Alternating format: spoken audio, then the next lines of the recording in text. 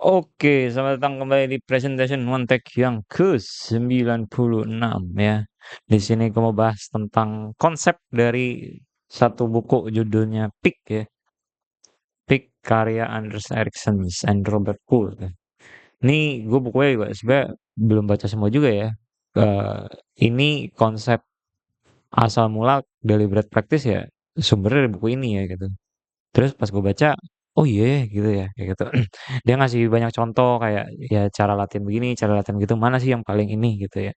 Terus akhirnya dapat kesimpulan ya, yang paling maksimum efisiensi ya deliberate gitu. Sekalipun ini juga yang paling capek ngeaplikasinya ya gitu. Paling stressful juga ya kayak gitu. Nah, ini gue bakal persempit ini semua konteksnya itu dalam belajar gambar atau latihan ya gitu, latihan gambar gitu. Bukan buat konteks yang lain gitu. Ya karena ya industrinya ini gambar ya gitu. Nah, kebanyakan orang ya kayak gambar aja terus yang banyak pasti improve gitu. Itu gua lihat hanya berlaku kalau di early game ya, di lu baru belajar gambar beberapa tahun gitu ya, setahun 2 tahun gitu ya. It's fine dan itu emang langkah yang bagus karena gambar terus nggak usah terlalu banyak stres itu lebih penting buat di awal karena fun di atas segalanya dulu gitu ya. Karena ini lu belum serius nih kan, belum cari uang, belum jadi profesional, belum jadi itu. Gue lihat latihan-latihan yang stressful kayak gini nih, kayak dua ini, justru malah bikin gambar nggak seru gitu ya. Gitu. Kalau konteksnya newbie ya, gitu. Ah, jadinya tuh fun di atas segalanya dulu di awal ya, gitu. Tapi ketika udah level up, udah akhirnya nemuin bentuknya ya, kayak uh, kok gua gambar terus tapi nggak improve, terus nasehat-nasehat yang didapat dari para sepuh tuh biasanya balik ke basic. Jadi tuh gue udah jalan jauh, udah jalan tuh seneng seneng seneng seneng, terus jalan terus. Nah udah muter-muter sini aja ya gitu. Apa kepentok ini gerbang gitu. Nah di gerbang ini tuh tulisannya balik ke basic lagi. Jadi disuruh mundur lagi ke sini nih dari awal. Tapi dari awal tuh bukan beneran ngulangin semua proses ini ya, tapi dengan langkah-langkah yang lebih bener. Oh, ke sini jalannya, oh, ke sini jalannya, oh, ke sini jalannya. Sampai akhirnya nih tembok tembus gitu ya. Nah, tembok ini adalah minta lu belajar fundamentals ya gitu. Fundamentals tuh ya, science learningnya gambar gitu ya. Anatomi, basic form gitu ya. Sejenis-jenis itu ya. Nah, belajar ke basicnya lagi. Nah, sampai at some point lu memaksa diri untuk belajar ya gitu. Karena emang gak seru belajar fundamentals tuh ya. Nah, baru nih tembus gitu kan. Nah, ini tembok ini tuh yang nggak bisa selesai dengan mindless gitu ya. Dengan gambar terus ini tuh nggak bakal lewat gitu. Ya harus mikir juga ya gitu. Mikir untuk gimana nih cara gambar yang kerangka pikir bener tuh gimana sih gitu ya. Ya belajar fundamentals gitu ya.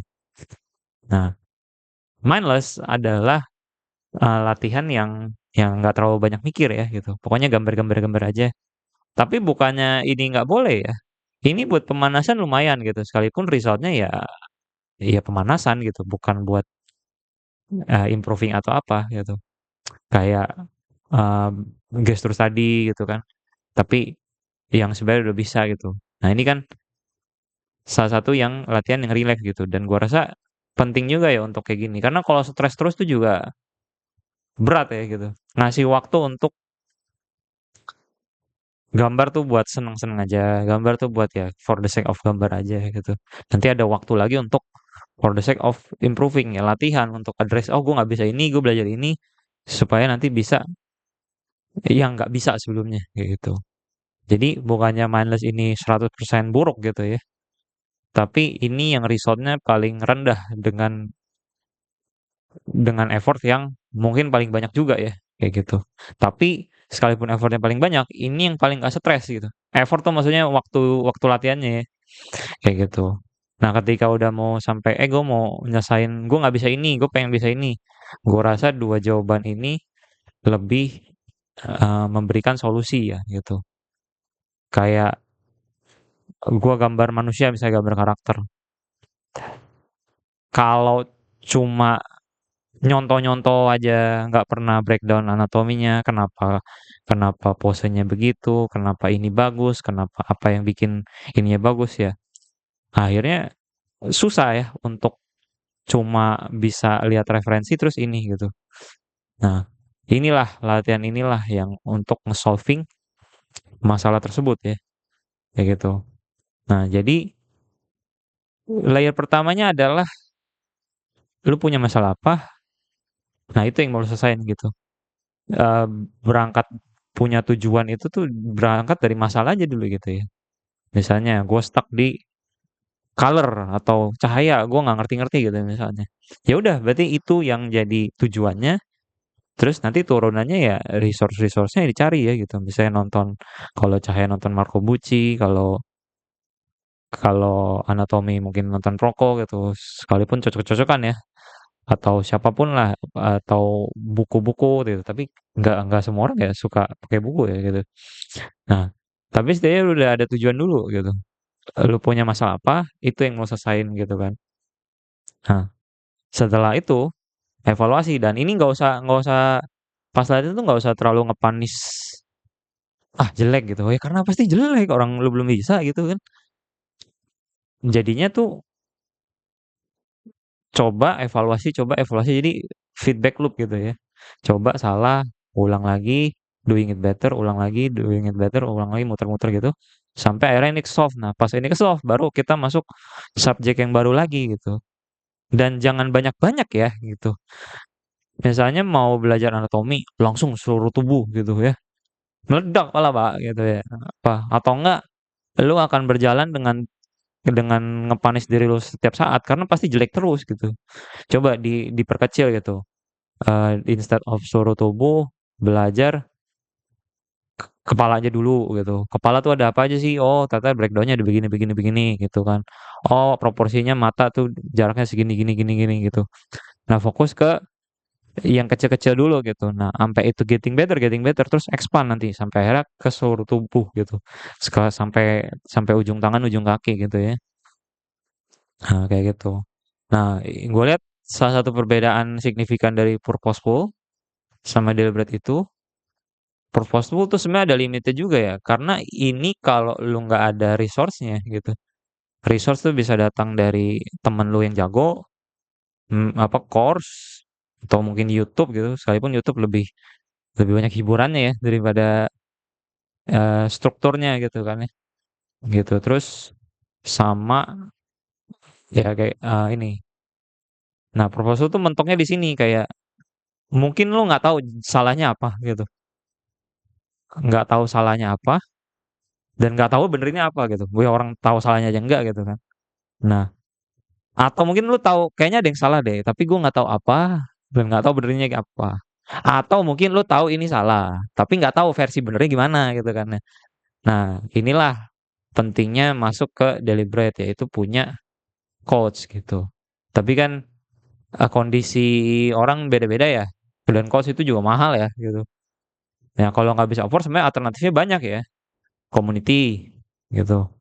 Habis itu juga nanya ke sepuh gitu ya. Nanya langsung aja DM baik-baik. Lu kok bikinnya gini? Kenapa ya gitu kan? Pokoknya nanya secara polite aja gitu. Dan kalau nggak dijawab juga nggak apa-apa ya gitu. Karena sibuk mungkin gitu. Atau mungkin lu siapa ya, anjir gitu kan.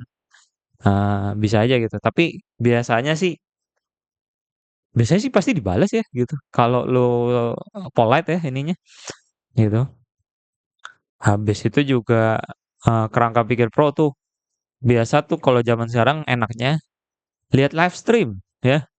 Lihat live stream artis yang lu suka kalau ada ya gitu. Atau enggak yang mendekati lah yang stylenya kayak gitu juga gitu. Lihat live stream, terus lihat real time dia gambarnya gimana, stroke-nya gimana. Oh, dari sini ke sini, dari sini ke sini. Enak sekarang tuh belajar dari pro tuh bisa langsung lewat live stream aja gitu ya.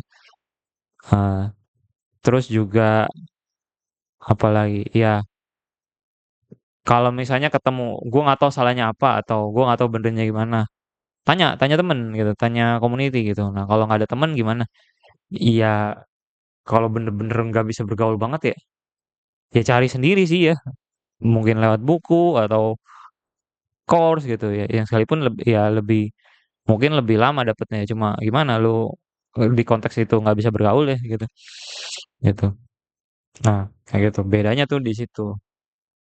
Jadi kalau mau belajar dengan hasil yang signifikan ya, atau hasil yang gua effort segini, gue dapat segini, gue sangat sarankan untuk at least purposeful gitu.